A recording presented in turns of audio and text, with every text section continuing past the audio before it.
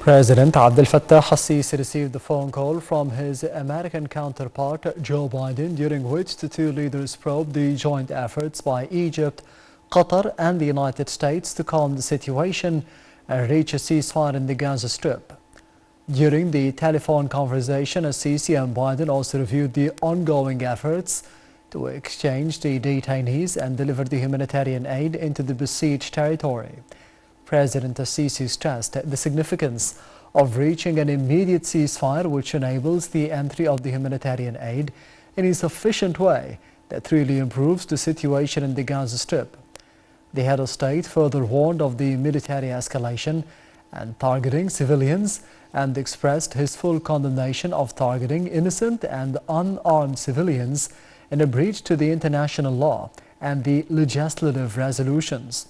For his part, the U.S. leader hailed the joint efforts to push forward the peace efforts.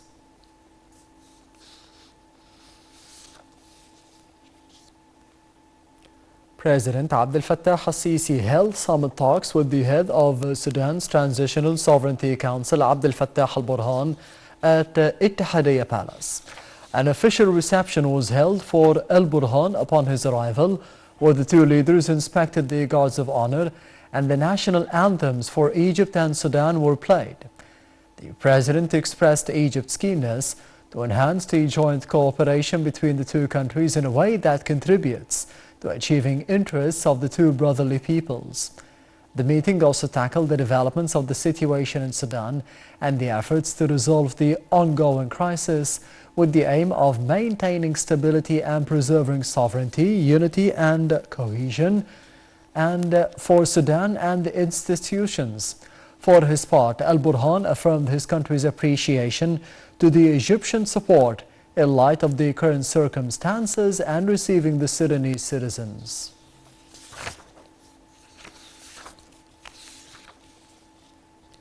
Foreign Minister Sameh Shoukry heads for Turkey to participate in the Antalya Diplomacy Forum. The top diplomat is due to take part as the main speaker in a session on the crisis in Gaza, alongside the other foreign ministers of the Islamic Cooperation Arab League Contact Group members.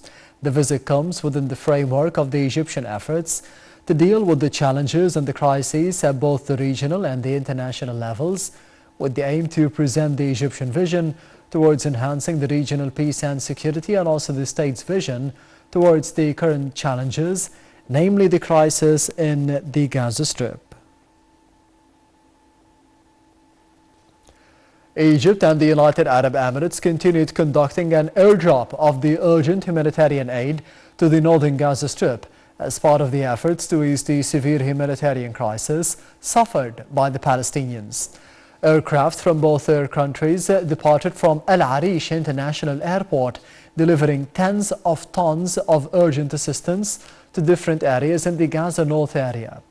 The aid included food and medical supplies, as well as the other essential supplies to contribute to alleviating the suffering of the Palestinians in the Strip.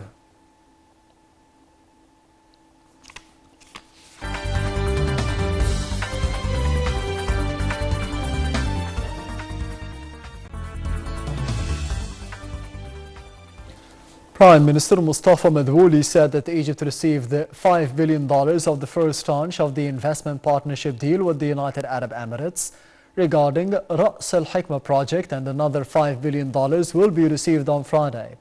While chairing a cabinet meeting, Madbouli added that Egypt will receive $35 billion within 2 months in the direct investment deal, with 35% of the net profits of the project for Egypt.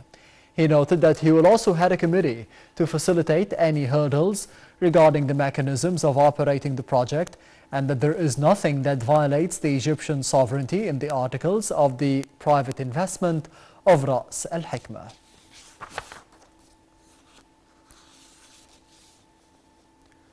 Prime Minister Mustafa Madbouli gave his directives to speed up the meetings with different companies who signed agreements with the government in the field of green energy, with the aim of developing green fuel projects. During a meeting chaired by Prime Minister Madbouli of the National Council of the Green Hydrogen, a number of files were approved, including the establishment of an international center of the green hydrogen in Egypt at the headquarters of Nair University. The meeting also tackled the executive situation of the necessary studies for different lands of the new and renewable energy projects.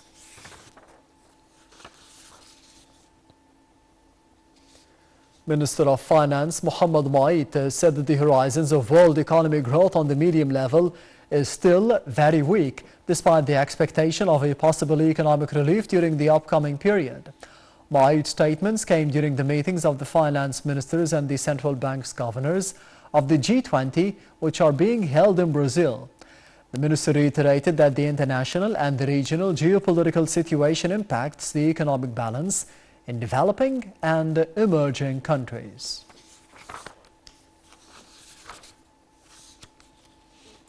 And still in Egypt, the stock market indices soared, being bolstered by the purchasing operations by the Arab and the foreign investors. The main EGX 30 index soared 0.3%. The small and medium EGX 70 index added 0.24%. The more expanded EGX 100 index added 0.22%. The overall transactions and dealings within the session reached £14.6 billion.